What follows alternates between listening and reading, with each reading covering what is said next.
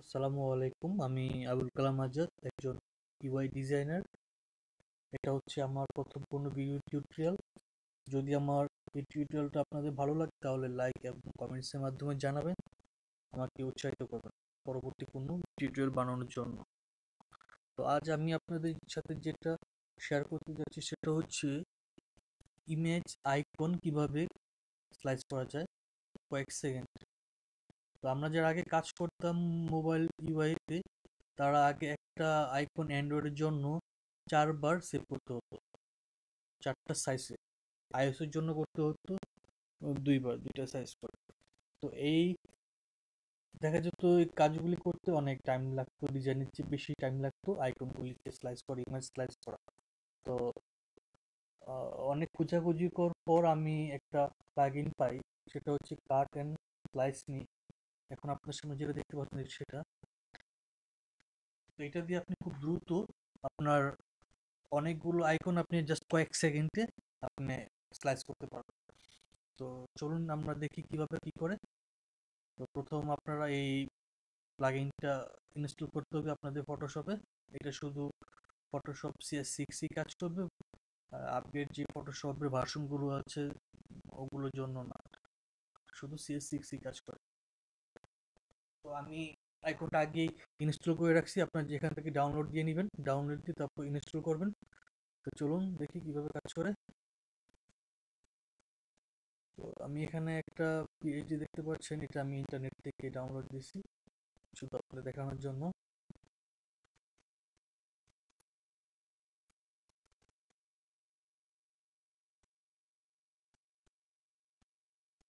আপনার প্লাগইনটা ইনস্টল করার পর এখানে আসবে কাট অ্যান্ড স্লাইস মি। এটা হচ্ছে সেই প্লাগইন। এটা হচ্ছে আইওএস, এটা হচ্ছে অ্যান্ড্রয়েড, এটা হচ্ছে ওয়েব। 3টা প্ল্যাটফর্মের জন্য এই প্লাগইনটা কাজ করে। তো আমরা প্রথম যে আইকনগুলো সাইজ করব সেগুলো হচ্ছে এই 3টা আইকন।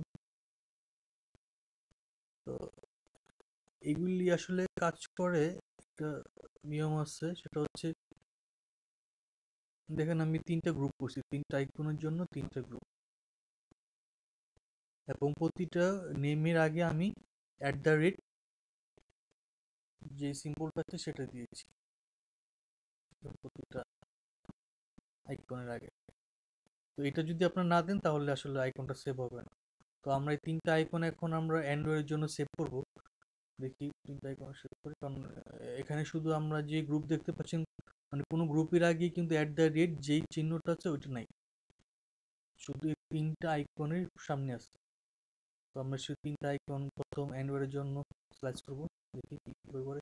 প্রথম আমরা এখান থেকে অ্যান্ড্রয়েডটা সিলেক্ট করবো, তারপর কাট অল অ্যাসেট, জাস্ট এটা দিব। একটু ওয়েট করতে হবে।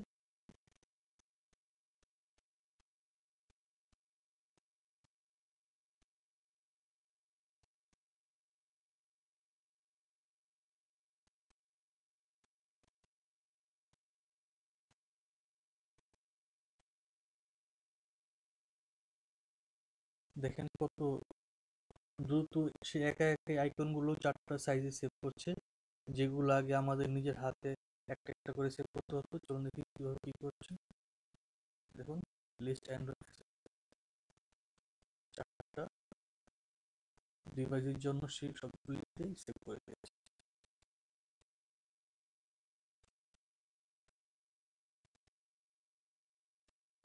কয়েক সেকেন্ড। এইভাবে দেখি আমরা আইএসও টেস্ট করে দেখি কি করবেন। আইএসও টেস্ট সিলেক্ট করার পর